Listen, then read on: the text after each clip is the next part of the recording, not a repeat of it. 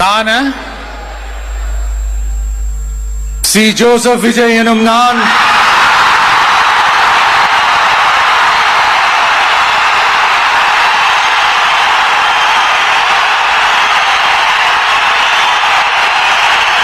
சட்டப்படி அமைக்கப்பெற்ற இந்திய அரசியல் அமைப்பின்பால் உண்மையான நம்பிக்கையும் மாறா பற்றும் என்றும் இந்திய நாட்டின் ஒப்பில்லாத முழு முதல் ஆட்சியையும் ஒருமையையும் நிலை நிறுத்துவேன் என்றும் தமிழ்நாட்டு அரசின் முதலமைச்சராக